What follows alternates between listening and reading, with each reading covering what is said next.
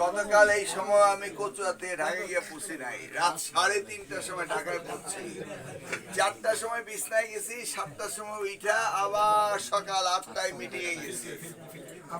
ওখান থেকে দুপুরে এক দাওয়াতে গেছি, ওখান থেকে এসে প্রেস ক্লাবে বিকাল 3টায় মিটিং করছি। ওইটা 7টার সময় শেষ করে আবার আমাদের এসপি সাহেবের সাথে দেখা করে ওখান থেকে রাত 8:30টায় রওনা দিছি। এখন আসছি, আমি ঘুমাইনি।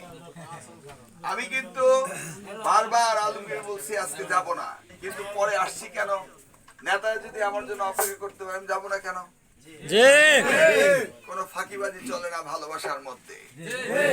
আন্তরিকতা থাকলে শরীরে শক্তি থাকে, উদ্যমতা থাকে, নাকি? চলে আসছি আমি, সাথে আমাদের নেত্রী আসছে রূপা, আর বেবি আপা আছেই, নাকি? এটা বিএনপি বাজার, কেউ নাম চেঞ্জ করতে পারে নাই। চেঞ্জ করলে কি করতে হবে? রিয়া বাজার লিখতে হবে, খালেদা রিয়া বাজার লিখতে হবে, তারেক রহমান বাজার লিখতে হবে, নাকি? এটা কেউ চেঞ্জ করতে পারবে না। সবার মনে অন্তরে লেখা বিএনপি বাজার, তাই চেঞ্জ হবে না। উজানিবাসী আপনারা কিন্তু খেলা দেখাইছেন ইনশাআল্লাহ। এইটা ওই আবাবিল পাখি যেমন হাসিনারে ঢিলাইয়া দেশ থেকে বাইর করছে, উজানের মানুষও কিন্তু বহু আগে জুতা দিয়া পিটাইছে। বুঝতে পারে নাই, বুঝতে পারে নাই। উজানিতে যদি জুতা পরে সারা দেশ তাদের জুতা মারবে, তাই সারা দেশ তাদেরকে জুতা পিটায় দেশ থেকে বাইর করছে, কারণ উজানি প্রথম জুতা মারছে। একজন সরকারি মন্ত্রীকে উজানির মাহফিলে আসার পরে তার জুতা মারবে, এটা অস্বাভাবিক। সেই উজানি থেকে শুরু আওয়ামী লীগের পতন।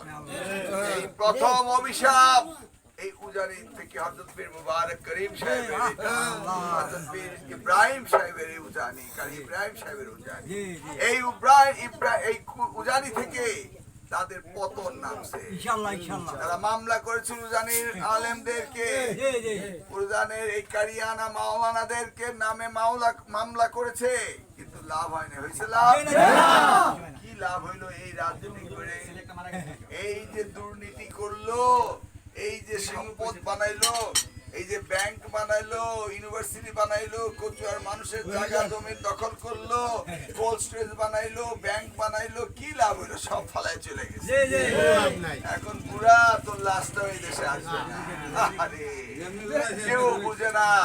আর আমরা, আমাদের বিরুদ্ধে মিথ্যা মামলা করেছে, মধু মামলা করেনি আমার বিরুদ্ধে, কি হয়েছে? কোন লাভ হয়েছে? লাভ হয় নাই। আমাদের বিরুদ্ধে দুর্নীতির মামলা করা হয় নাই। আমরা আপনাদের মাঝে ছিলাম, আপনাদের মাঝে থাকবো, আগামী দিনে থাকবো, এটাই প্রমাণ। আমরা রাজনীতি করতে আসছি জনগণের খেদমত করার জন্য। 1996 সালে নির্বাচিত করেছিলেন, 2001 সালে করেছিলেন, 2008 সালেও করেছিলেন। তারা চালাকি করে রেজাল্ট ঘোষণা করছিল উল্টা, হাইকোর্ট রেজাল্ট ছিল আমার পক্ষে, কিন্তু যেতে দেয় নাই। এই সেই উজানি, যেই উজানিতে আমরা 11 কিলোমিটার দূর থেকে গ্যাস এনে দিছিলাম, মনে আছে? উজানির এই দোয়ার বরকতে আমরা আগামী দিনে থাকবো ইনশাআল্লাহ। ভাই, আমাদের দল এত বড়, রুলামিন কই, আমাদের দল এত বড়, এত লোক, একটু একটু হবে, এটা আপনাদের ম্যানেজ করতে হবে। এই কিছুদিন আগে একটা ঘটনা ঘটছে নিজের মধ্যে, এটা আমি এই সপ্তাহের মধ্যে আসবো, আইসা আমি এটা সকলের সাথে বসে এটা সমাধান করে দিয়ে যাবো। আমার উজানির পীর সাহেবের হুজুরদের সালাম দিবেন। মধ্যরাত্রে আসার কারণে দেখা করতে পারি নাই, আবার দিনে দুপুরে আসবো, দেখা করব। আজকে কথা দিয়েছিলাম, আসছি, আবার আসবো। আপনারা আমার জন্য আসছেন, সকলকে অশেষ ধন্যবাদ দিয়ে আবারও আগামী দিনে দেখা হবে, এই বলে বিদায় নিই। আল্লাহ হাফেজ, আসসালামু আলাইকুম।